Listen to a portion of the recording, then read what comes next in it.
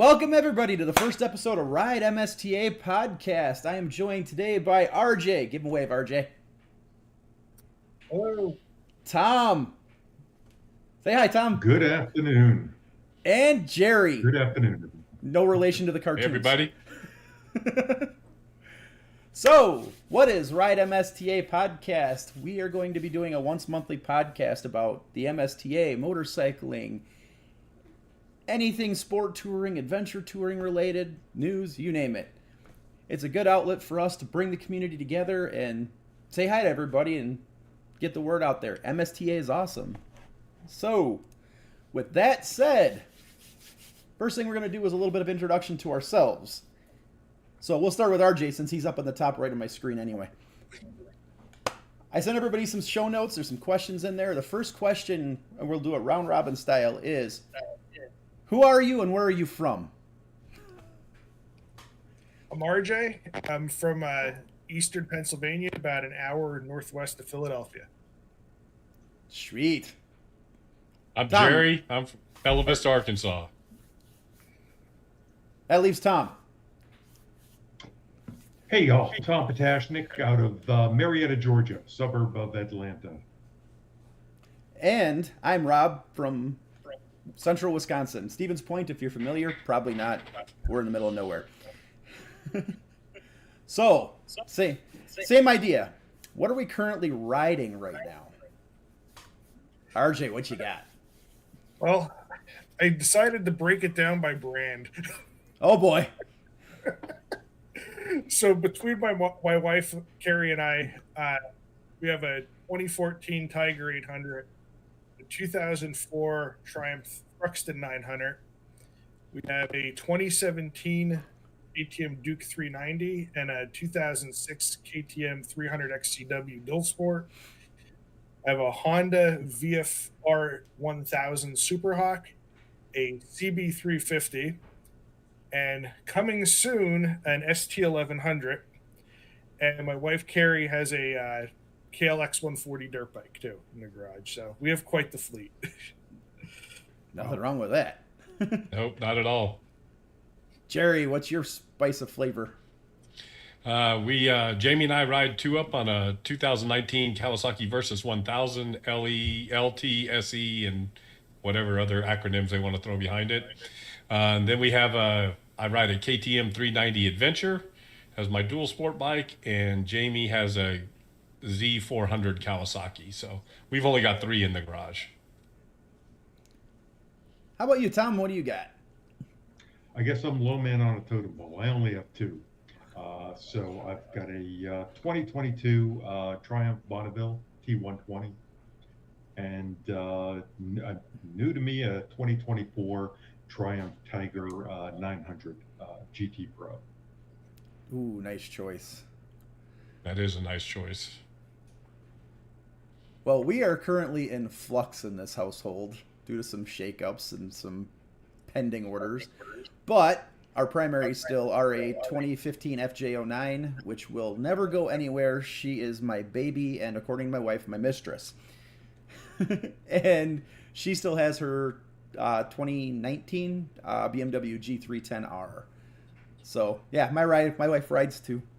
It's nice. She's my favorite riding partner. So do you guys know that there are two formulas that will calculate how many bikes you should own? Well, the main formula is whatever you have plus one. Well, if you are single, it is N plus one. However, if you are married, the other formula is D minus one. D equals divorce. Well, see, in this household, it's N plus two, because if I buy a new one, she gets a new one too. There you go. Darn. Break my heart. So we're going to go through a few more questions just to kind of give everybody some insight into our brains. First one that some of these actually came from some of the users, but what's your bucket list trip or bucket list adventure on a motorcycle? RJ, what do you got? I broke it down into three things again. My realistic one is at some point I want to do Pacific Coast Highway on a bike. We had done it a few years ago in a Miata. We did a cross country trip in it. On road, my big bucket list one is I want to do the Dolomites on a Ducati, and my off road is I want to do Baja at some point. Oh, Baja sounds like so much fun. I would love to do Baja.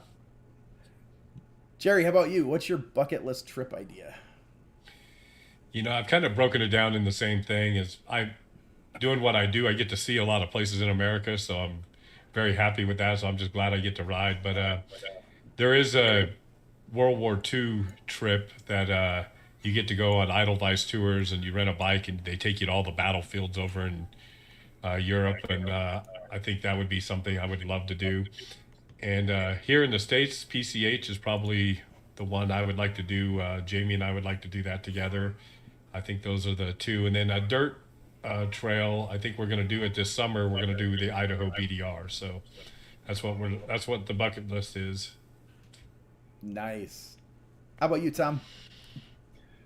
Well, unfortunately, I really don't have one as to what I really want to do.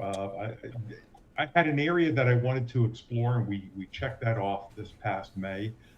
We went and based ourselves out of Rapid City and spent a week riding around that whole area, which in May is a great time to be up in the Sturgis, Black Hills area because there are no other motorcycles up there at that point. And it's so pretty. But no, I don't really have a place that I, absolutely want to go.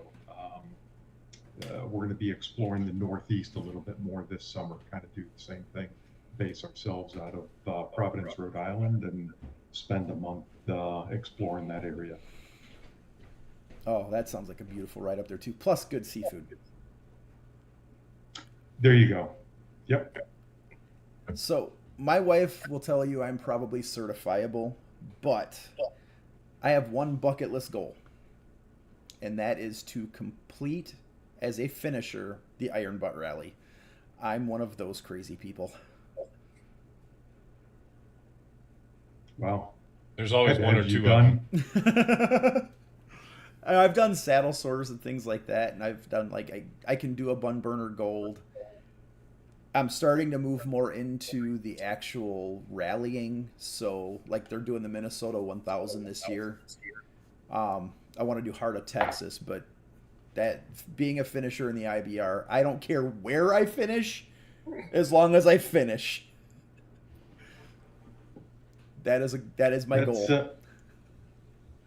That's a unique experience. I had always aspirations of that, but I found never the desire to do those long distance.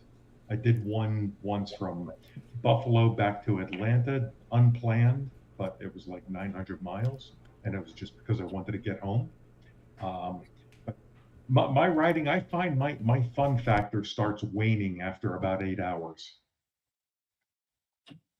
So I have a really bad habit when I get out on the bike on my own. My motorcycle GPS is literally, I'm at an intersection that way. And like my wife still gives me a grief today because there's been times where she's called, "Where are you?" I don't know. Somewhere. Well, next time you get to a town, let me know where you're at. I did that once. I took off from here in Wisconsin. I called her. Yeah, I'm in this little town in South Dakota. You're where? Just on a whim. I don't know what it is. I get out there and I get this just motorcycle brain and I just go. But I'm sure we're all guilty of that to some point. Where are you at? On my bike. All right. So, speaking of wives, this was brought up in our group chat as one of the questions. What does your significant others think of you and your motorcycling journeys? RJ. So I've only been riding about 2 years longer than my wife, and so we've kind of come into this together. We don't have kids. we've started riding track together. We've recently started riding dirt together. So she's quite supportive of it as I am of her riding. In fact, she was a trooper. We did one of the first dirt rides that we were on last weekend because we got a nice 60-degree day, and her right thigh is blue, purple, green, and all different colors now because Pennsylvania is mostly rock off road, and she had a little bit of a spill, and she popped right back up and kept going like a trooper. Nice. So she sounds like she's in it as much as you are at this point. Absolutely. How about you, Jerry? Sounds like your wife I mean, rides with you quite a bit. Yeah, that's one of the greatest things that about our relationship is the time we get to spend on the bike together and the miles we put together on the bike. Um, she truly enjoys riding. She does have her license, but to be honest with you, she'd rather ride two up for the most part. Um, it's really cool just because it's allowed us to form a bond. Like we'll ride for hours and never talk to each other. We have intercoms, but she's like back there, got her music on, taking her pictures, doing whatever she's doing, and she lets me ride. So she truly gets what the motorcycle mentality is, or what I think it is. And so, yeah, I'm very fortunate. I love riding with my wife and hope we get to do it for another 20 or 30 years. So how about you, Tom? So I guess I'm the outlier as far as my wife does not ride her own bike whatsoever. She rides with me on occasion, and we do some trips, but probably maybe 10% of my miles. Hers are limited, so she's a cold weather rider. So it's got to be below 70 degrees. Hopeful if there is, if we plan a hike and or shopping and a good lunch in that ride. But we did the whole Rapid City thing for a week. That was a lot of fun, and yeah, she enjoys it on occasion, but no desire to get on a bike herself. God no. Before you jump in there, Rob, one of the cool things about that is that I've learned to go to different places now. It used to be get on the bike, you'd ride a whole bunch of miles and do your thing. And yeah, having my wife with me, it does help me slow down a little bit, go visit places. She's the opposite. If it's cold, if it's below 40 degrees, she's tapping out. She's not doing that. And doesn't care how much warm gear she has, she's out after if it's below 40. Yeah, that's how mine is too. Yeah. She's a fair weather rider. No, see, my wife's the other way is that putting on all the gear, she hates hot weather. So if it's warm out, yeah, she's not going to go. Usually, I would say her riding season is basically October to maybe early May at most. Mine. So when we first met, obviously, I mean, I was riding bikes as a kid, and I grew up on the things. And my wife very adamantly said when we were dating, she will never get on the back of my motorcycle. She had been on the back of her parents' bikes. She hated it. She goes, if we ever ride together, it's because I ride my own.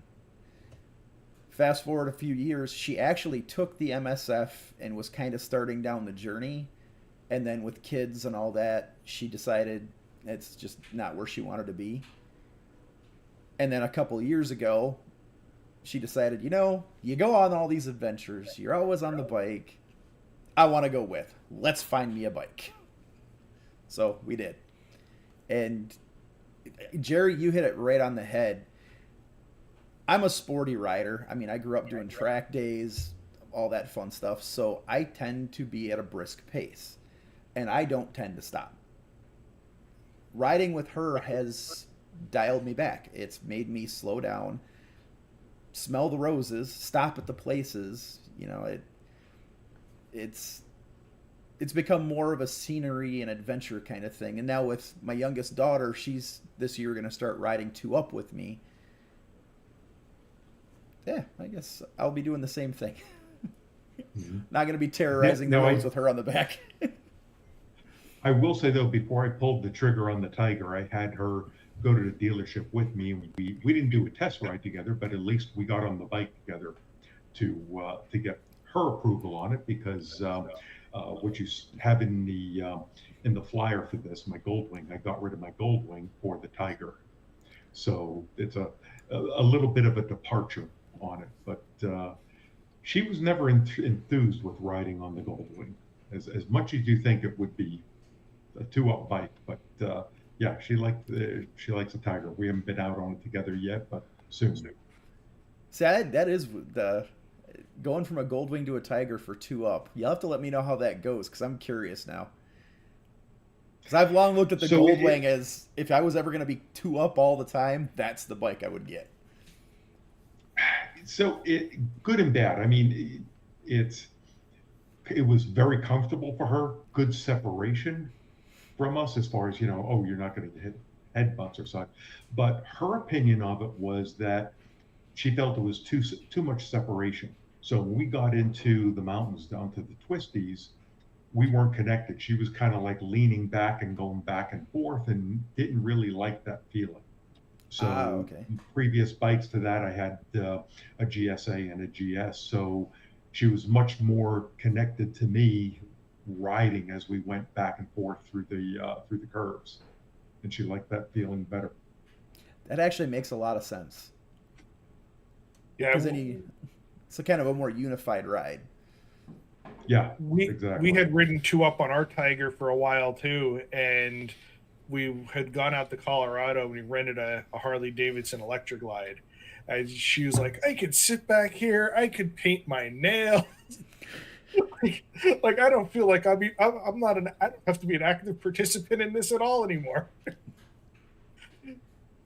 I was actually joking with my wife because with my youngest starting to ride with me now, I'm actually looking at more 2-up friendly bikes because my FJ09 is not. It's fine for the tiny person she is at 11, but if she gets much taller or much bigger, it ain't gonna work. So I was looking at like the FJR. So I joked about getting a Goldwing. I don't know. Maybe I got the Goldwing because I thought I switched from a GS because at that time we had plans of doing some longer trips together, and yeah, it's a mile muncher on the highway, so that piece was great.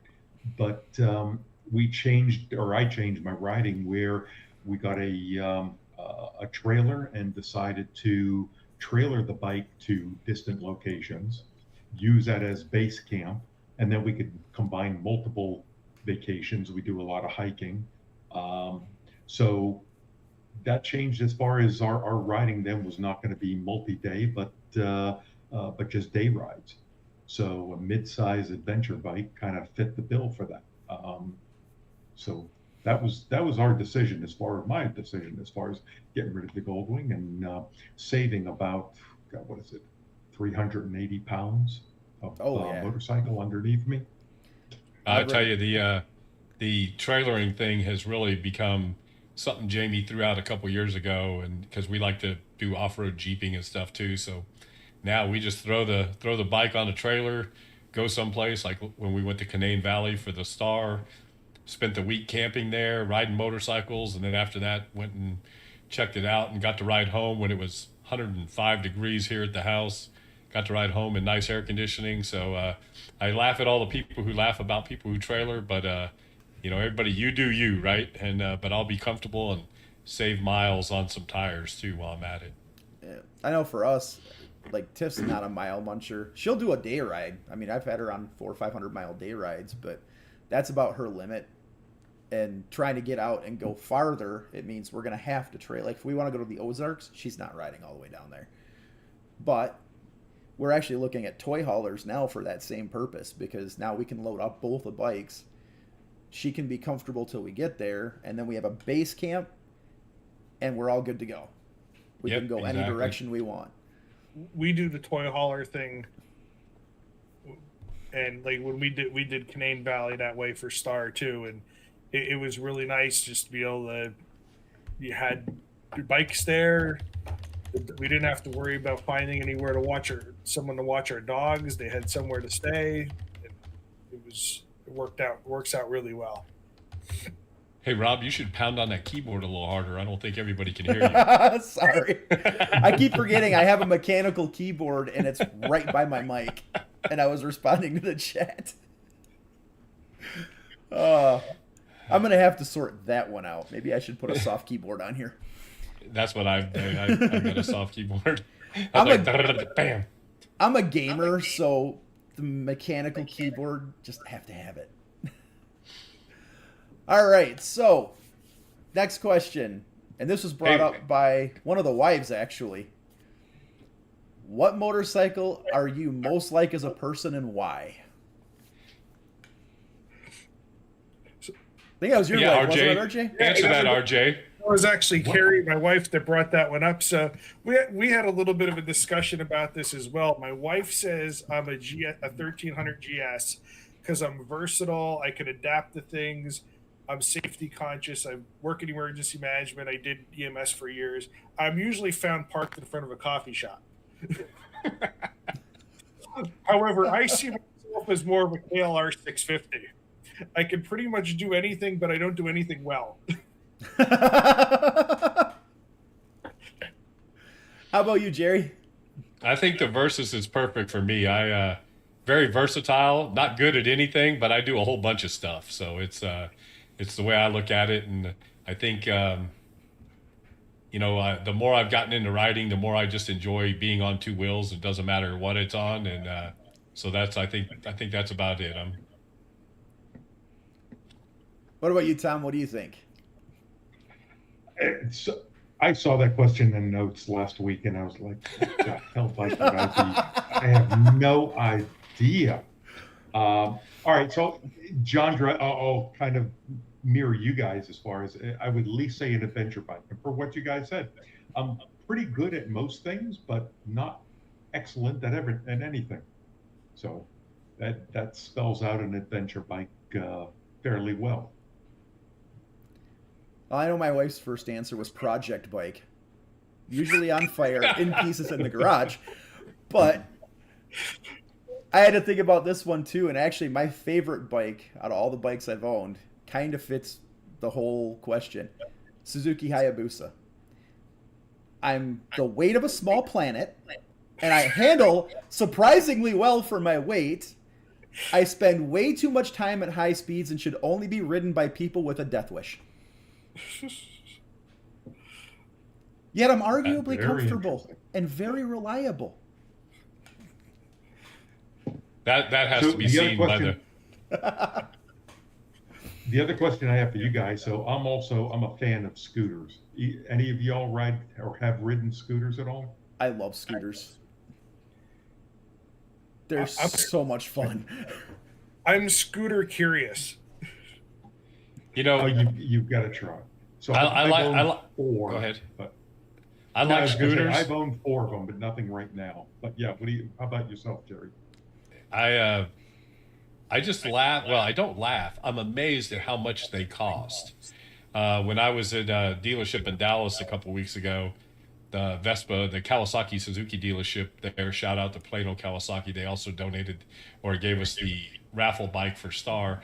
But there were some Vespa scooters there with the little basket, like the Wizard of Oz, for $7,000. And I was like, wow, that's crazy. So, but I would ride one. It doesn't matter to me. So a Vespa's at the top of the food chain of scooter brands. I did have a Vespa 300, and that was preceded my Goldwing. When I used to go into an office, that was my commuter bike. And they're a blast. It's a great bike to commute on. But I've had a few others before that, anything from a 110 up to a 650. That's awesome. A Buddy 125 will probably find its way into my garage at some point. We've looked at like some of the Kimco ones and just the cheap 150cc just to rip around town and buzz to the stores and stuff with. Although I think we've settled on either Groms or Monkeys. Like Tiff and I are both in love with the Monkeys. Yeah, those little monkeys are great. You see them at the track all the time. Oh, they're fun. The only thing with that is the difference from a scooter is you lose the practicality. So yeah, you do. With a scooter, it's so practical. You've got that giant bin underneath the seat. And then even Vespas and some of my other scooters had little hooks on the front that you could put bags, or you could put stuff on the floorboard between your seats. I mean, I could get quite a bit of shopping done on my scooters. I know a couple of the You guys can't do on the the Grom or something. It's a toy.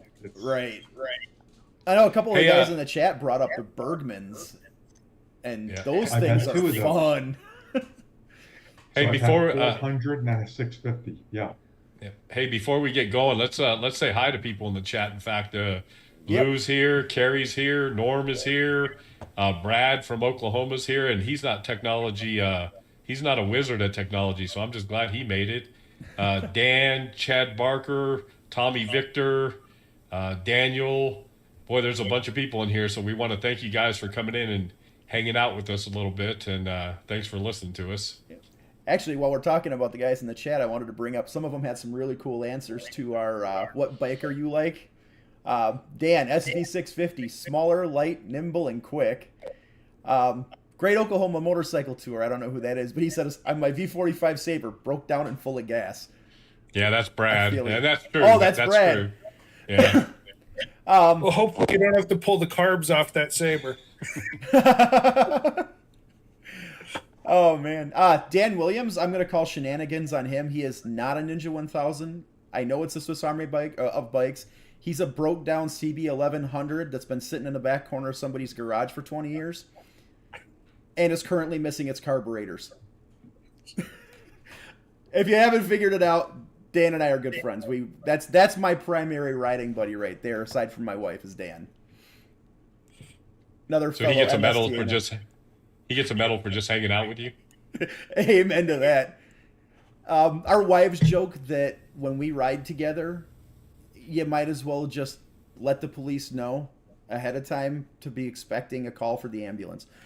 There are shenanigans. We act like 12-year-olds, but it's awesome. And we don't condone that for any of you out there. This is a safety message from the MSTA. It's on track. We're good. Closed roads. No, Dan and I have had some really good rides together over the years. We do quite a bit just around Wisconsin up 55. Yeah. He's another MSTA guy. He's a great guy. For the Wisconsin people, as we're bringing the Wisconsin group back online, you guys will get to meet Dan during our Ride to Eats this year. Just a great person. So, speaking of the MSTA, what brought you guys to MSTA, and what is your favorite event? RJ, what do you got? So we came in through the Facebook page, actually. Whoop whoop. Yeah, absolutely. And the first event that we did was the Star at Canaan Valley, and that Canaan Valley has an interesting. We've found that area before. We were doing a random trip one time where we didn't know where we were going to go for the weekend because our plans got changed. And Carrie was looking up places to go and found Blackwater Falls, which is right down the road. And as we're looking through the town, my Tiger 800 that I bought used, and there was a sticker on the panniers for Hellbender's Burritos in Davis, West Virginia. And we were looking up Blackwater. I'm like, there's Hellbender's Burritos. That's where Davis's. So it was one of those things where we decided we had to go down there, and we've really fallen in love with that area. We'll pretty much go down there any opportunity we can. And it was a great event. Everyone was so welcoming. And we're actually now co-state directors for Pennsylvania. We took over from Lou, and Lou made the big pilgrimage south. Oh, thanks for doing that, RJ. That's awesome. All right, how about you, Jerry? Well, Bill and Gayla O'Brien saw us at a BMW dealership and handed us a card, and I had never heard of MSTA, and that was about 6 years ago. And as most of you know, I kind of dove in after that. Favorite events? Man, there's so many good MSTA events. My first one was the one that Pat puts on in Red River, I think, in Kentucky. It was a wonderful time. Everybody was so friendly. I loved the Flyby Week. Did that for the first time last year with Norm and those guys. Big Lynn Lodge is great. Chris Parker and Brick have put on a great event there. Uh, Man, there's just so many good. The stars are always good. That's the first time I met RJ was at Canaan Valley. We were doing the camping thing as well. I really like the. Oh, and I would be amiss if I didn't mention the Ozark Escape, which has to be probably the best rally ever. And y'all should come attend on May 3rd through 5th, by the way. There's just a little plug. And, but yeah, there's just so many good events for the MSTA. So for those of you out there who haven't been to an event, boy, we'd really, I guarantee if you showed up to an event, you're gonna really enjoy it. Brad has started some events in Oklahoma, and I mean, heck, who rides in Oklahoma, right? So, I mean, we're really expanding a little bit, so it's fun. You guys should give it a shot. So go check out any event that you can get to. So Tom, what brought you to MSTA, and what's your favorite event? So I guess I'm the newbie as far as with MSTA. I think I joined maybe a little less than 2 years ago, or right around 2 years ago.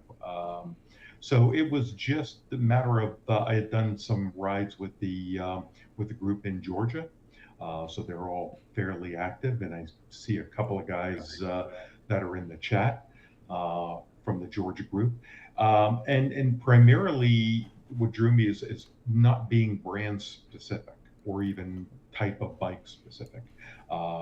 So I have a bad habit of changing bikes every 3 or 4 years.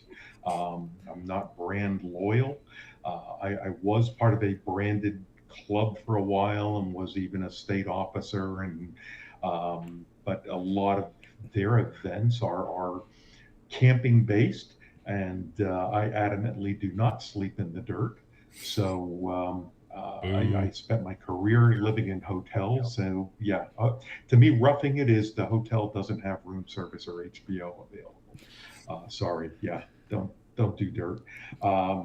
So I've only been to a few events, a couple of the Georgia events, and then last year the Big Lynn Lodge.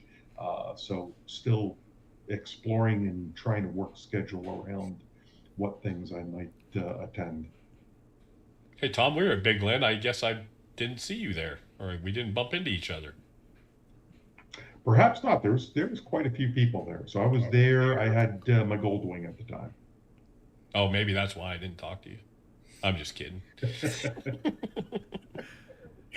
So way back in the day of right around 2004, I'm a fanatic for the Honda VFRs, the old 5th and 6th gen VFR 800s, and I was looking for some events to go to, and I had come across this must have been somewhere in the transition between the Honda Sport Touring Association and MSTA, because I had found a reference to Honda Sport Touring Association and an event called Twister up here in Wisconsin. It's like, that sounds like a lot of fun. But being a young guy, I tried riding with the 20-year-olds, 25-year-olds on the sport bikes. I could never gel with those guys. It was just, I mean, I like a spirited ride, but these guys were chaos. I don't like mob rides. It's just somebody always got hurt. And I was kind of looking for a more mature riding group, which actually led me to sport touring and a site called sporttouring.net. So I find out about this event. It's like, yeah, I'll go. I'll check it out. And I think you had to register. Or I was under the assumption I had to register for the MSTA or HSTA at the time. Funny story, my VFR broke because it decided the rectifier was done 2 days before the event. So I end up throwing my ZX6R, the lights and stuff back in it, and taking the track bike to this event. And I get there not knowing what to expect at all. I don't know anybody there aside from one of the guys on the sporttouring.net group that I rode with before. And from the moment I walked up, they were the most welcoming people I have ever met. Everybody was really down to earth. Hey, you're new. Hey, let's, come. this is how we do things. This is what we're going to be doing. How everything's going to flow. Hey, come meet this person. Hey, come meet that person. You know, they didn't care what bike I was on. I saw everything. There was a guy there on a ZX10R. There was a guy there on a Goldwing. I mean, it was literally everything. And during the rides, I mean, we had some faster paced stuff through the twisties, and, you know, there was spirited. It wasn't anything crazy, but everybody was spaced out properly. Everybody just worked so well. And from that was the hook right there. It was, this is the type of people I want to be around. This, and, you know, being in my early 20s, it's like, if I'm riding with these kind of people, I'm going to live to see my 40s. And I went to a bunch of Twister events. The only other MSTA event I ever got to go to outside of Twister was the Bullshoals event, which was another beautifully done one.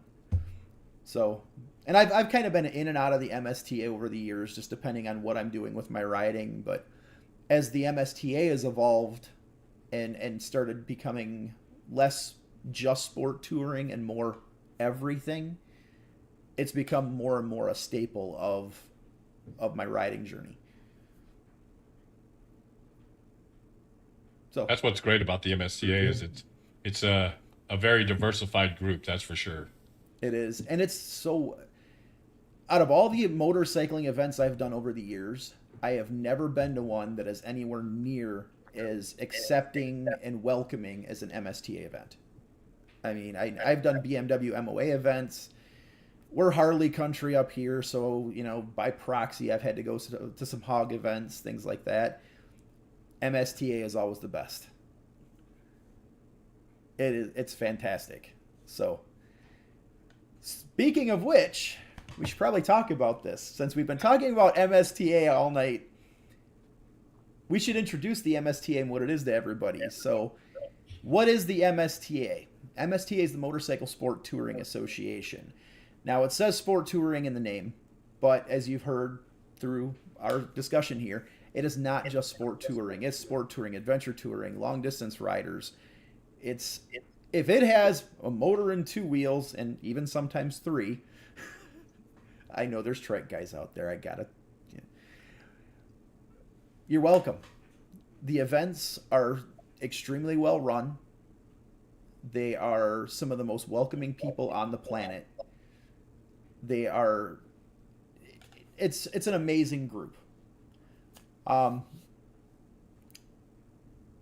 Don't be afraid of approaching us because you ride a bike that's different. That seems to be one of the things that kind of keeps newer people away. If you see me out there on an adventure bike with an MSTA sticker on it and you're pulling up on a super sport, it doesn't matter. I will ride with you. I will talk to you. We're all one big community.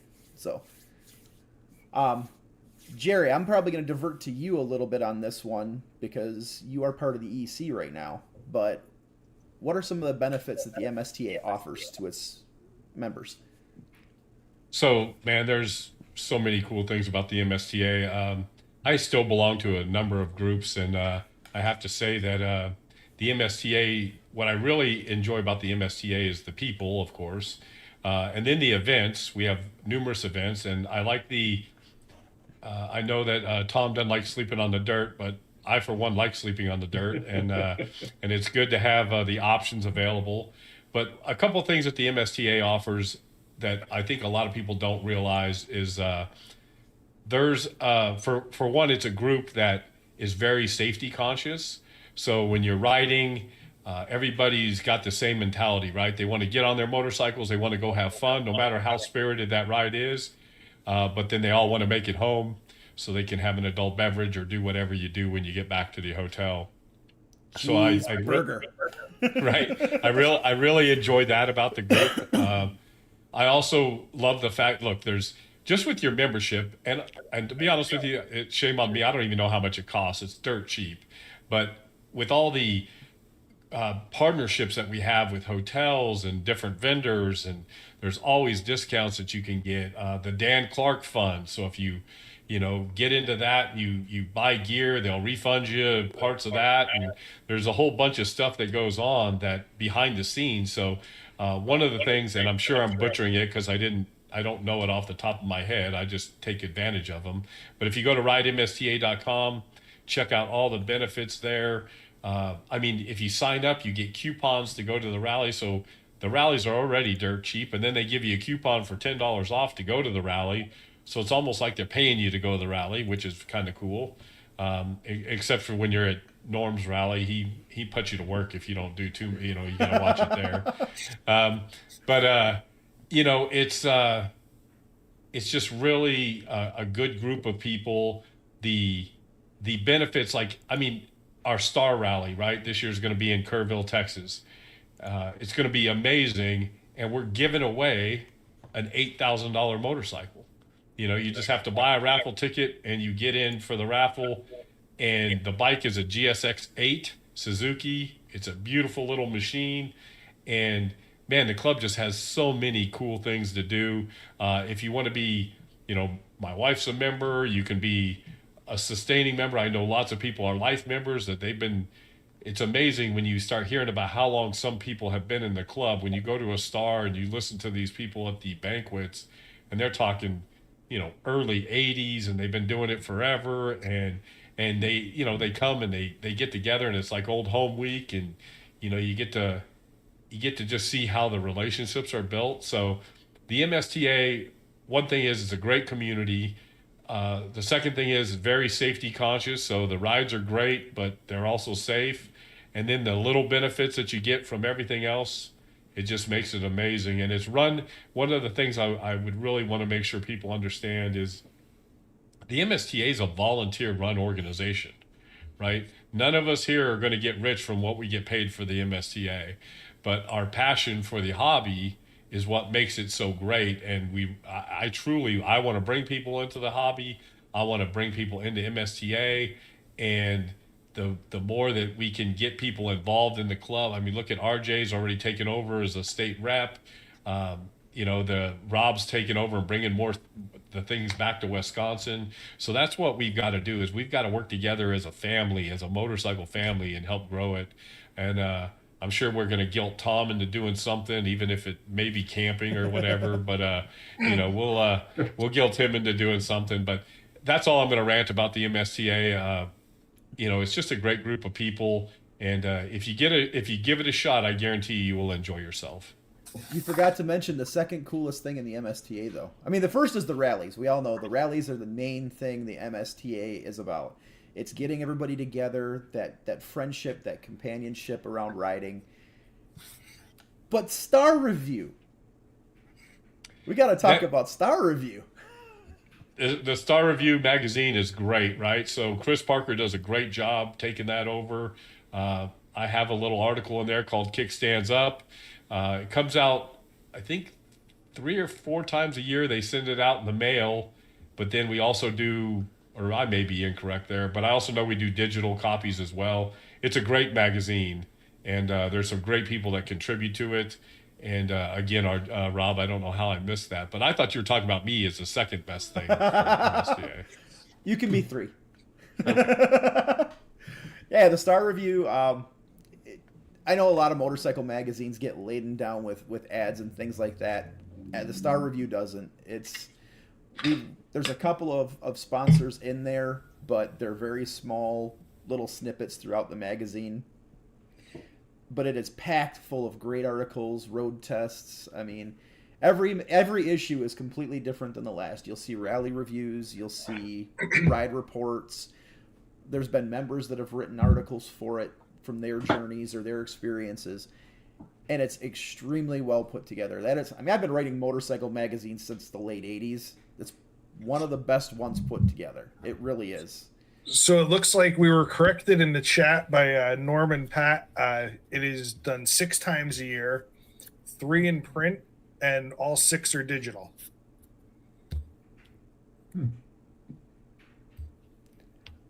I did a quick screen share with the MSTA website.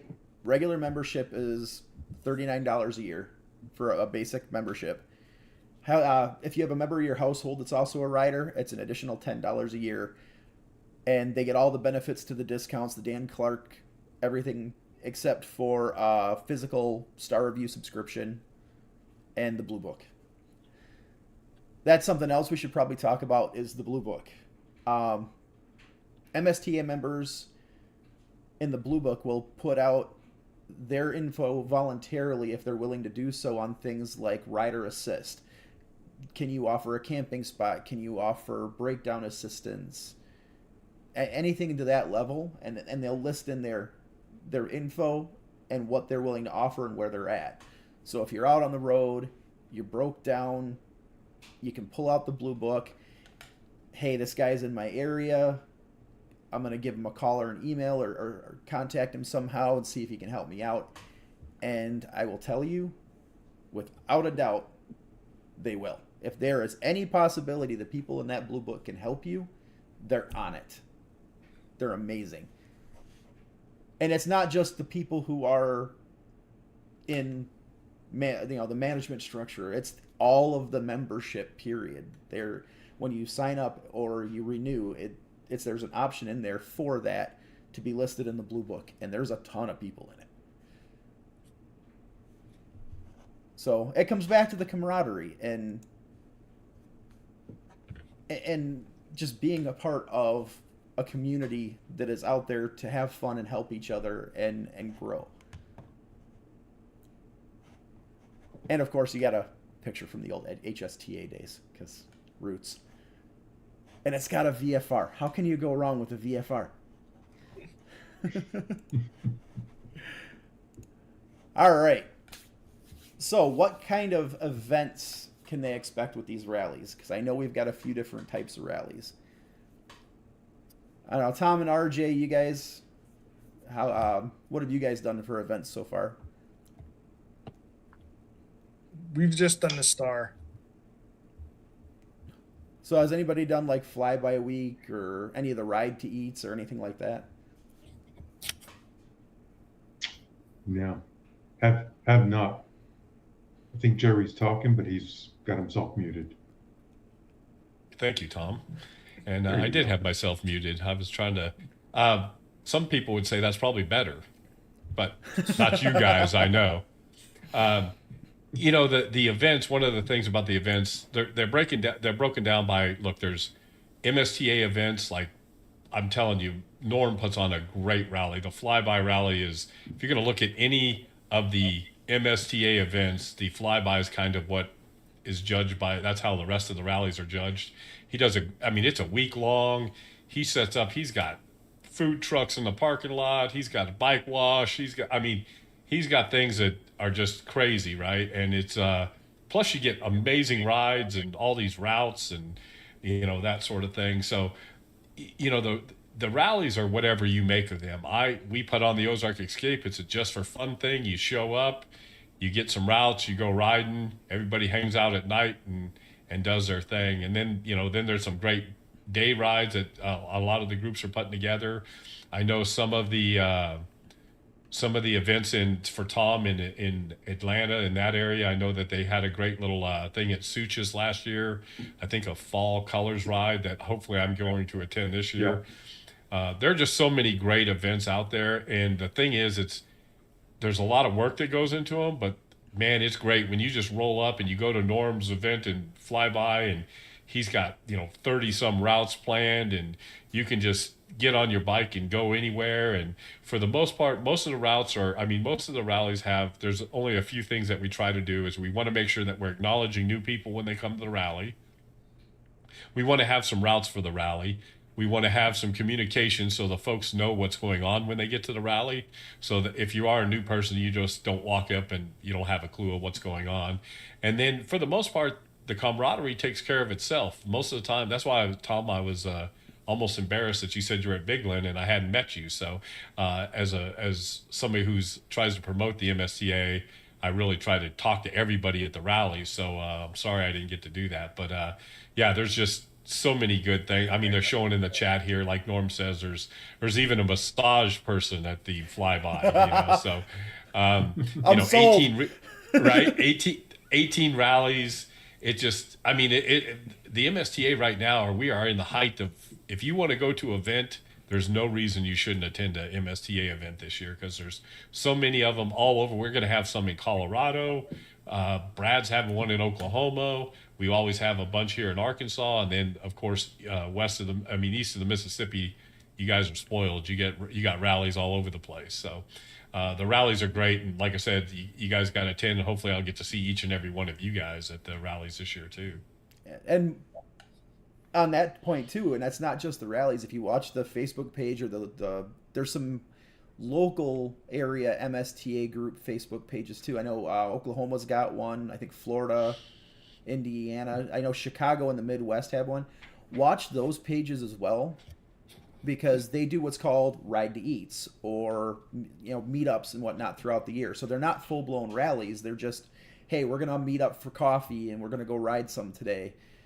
And it's opportunities to have more of a laid back, just get together with some other riders. Sometimes, like, there's a few of us that are living in areas where we have winter. They'll get together and they'll have dinner. Obviously they're not on their bikes. They just go meet somewhere. Hey, we're all going to have dinner today and hang out, talk, socialize. So watch out for those too, because those types of events can be just as beneficial as some of the rallies. Some of the best friends I've met because of motorcycling and MSTA. The biggest thing about the rallies is people ride. They get on their bikes and they go ride. That's the best thing about the rallies. Go ahead, Tom. I was going to respond to Rob as far as, we have winter too here in the South. It's going to be below 40 tonight. You're talking to a guy that grew up in the South, that 3 seconds that it lasts in the Saturday morning, you'll be okay.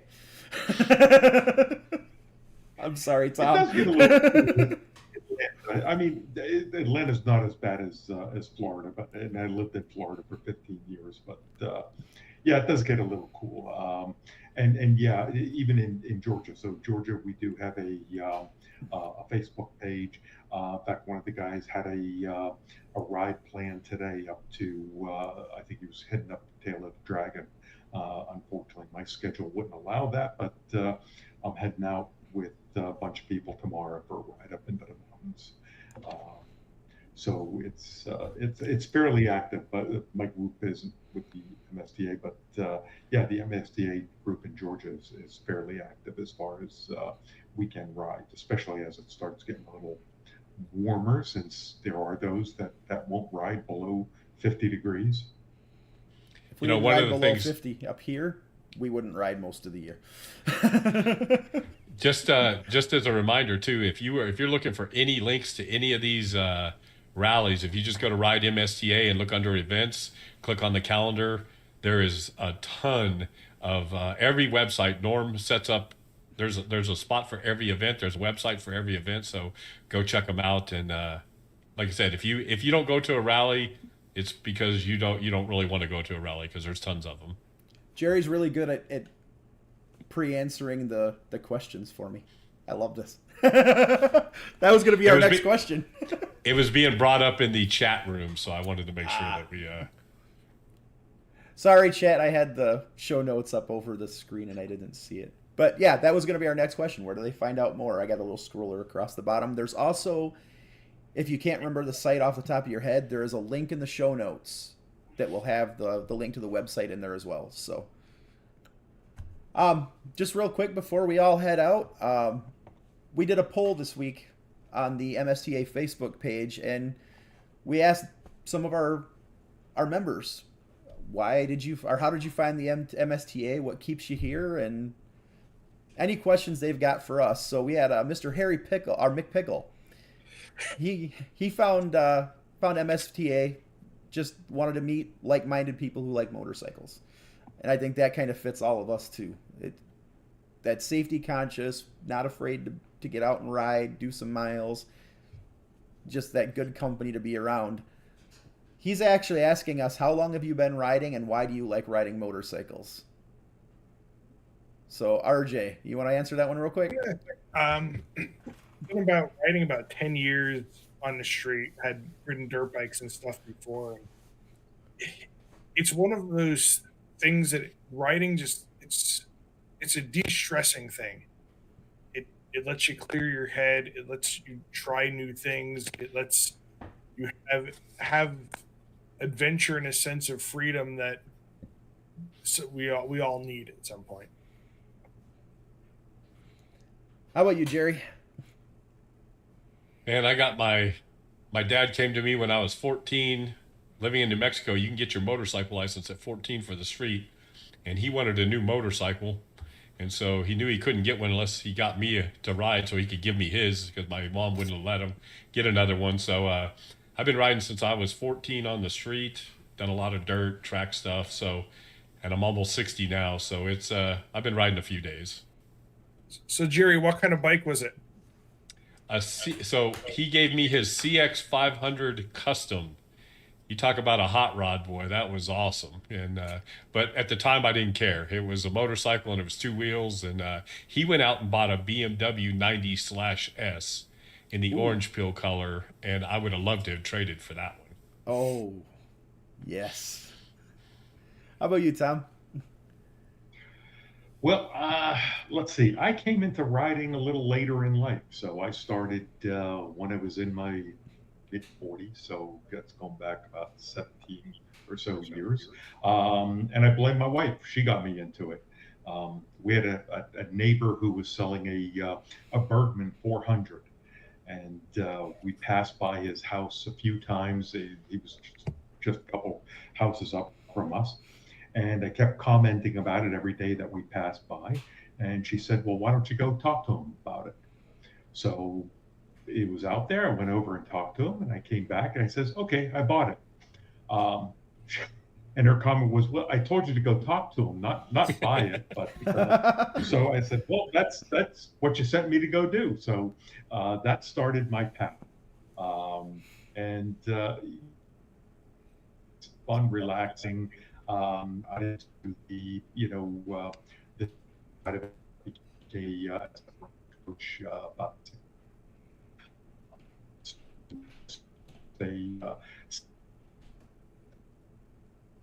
I couldn't even call it work. It supports the hobby as well.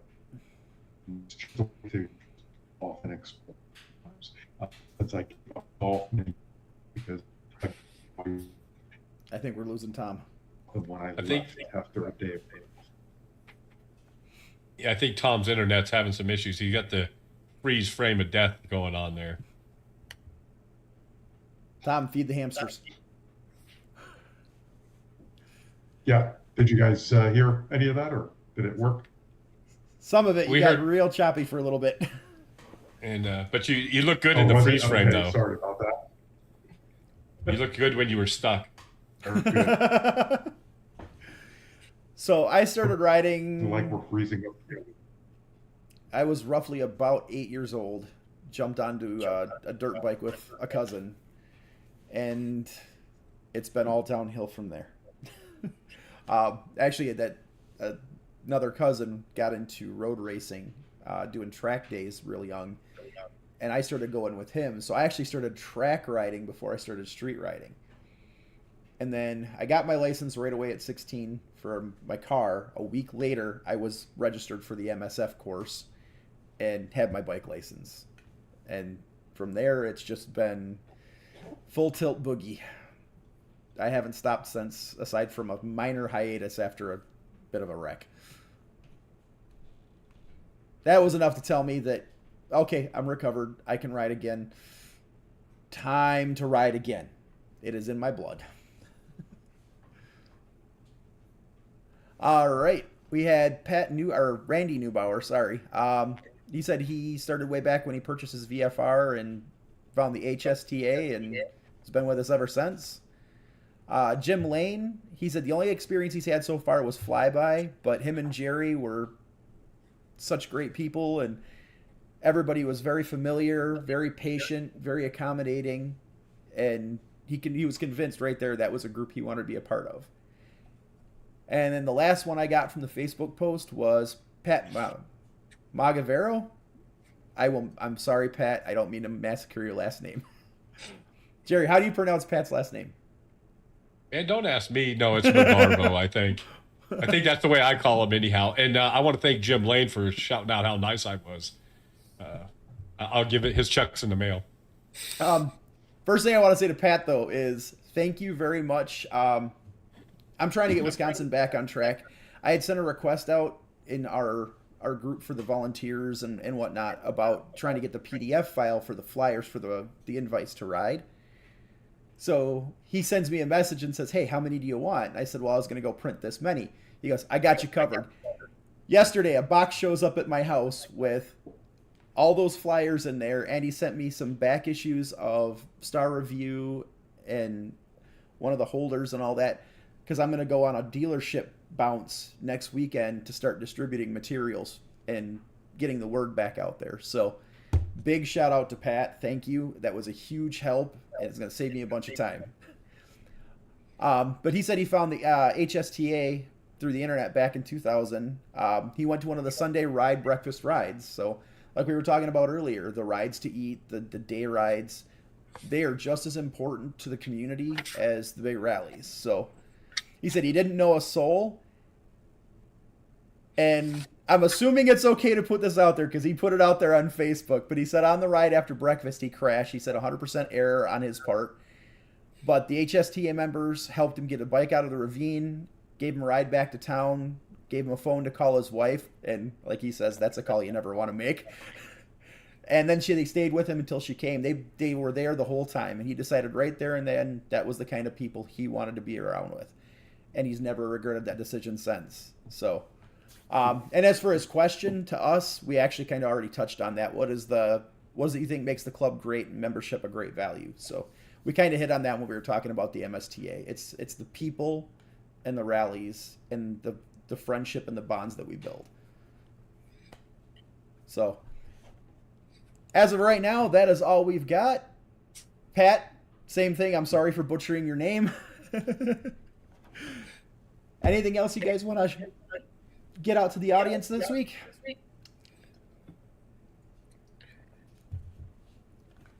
No, I'm off actually to a motorcycle event as soon as we wrap up here. Head down to Triumph is doing their British Invasion tour, and tonight is their Atlanta stop. I'm just That's gonna awesome. Go hug mine and let her know it'll be okay till spring.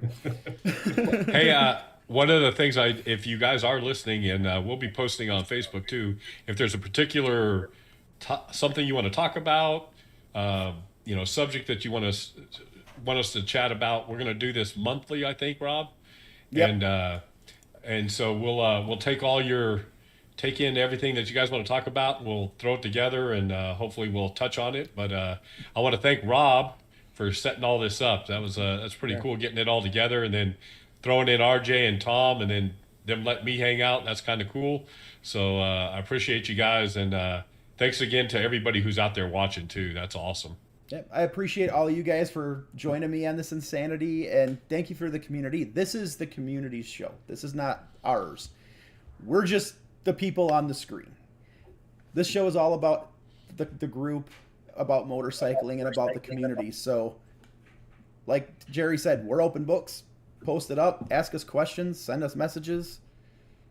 We'll be happy to talk about topics you guys are interested in. So, if that's all we got, thanks for tuning in. And we will see you guys next time. See y'all later. Excellent. Bye now.